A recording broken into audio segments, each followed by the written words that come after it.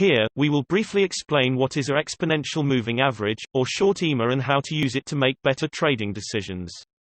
It is calculated similarly to the simple moving average, which is calculated by summing up the close prices for a certain amount of candles and then dividing it by the number of the candles.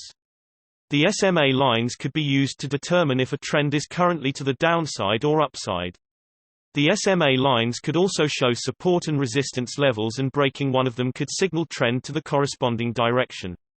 The EMA places additionally a greater weight and significance on the most recent data points. This means that the EMA moves quicker to the current direction of the price and could signal faster a trend change. The ribbon we are showing is composed of 8 different EMAs that together show more accurate the trend. Some examples can be seen here, here, and here, where the ribbon played as a support and the price went further up.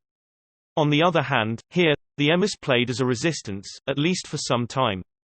Important to note is also that generally the resistance or support of the ribbon is stronger, if the ribbon is spread out like here. This is, however, not always true, as no indicator can predict the future with certainty. Go to our channel to see real daily analyses using EMA.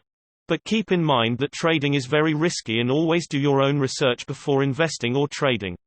See you soon.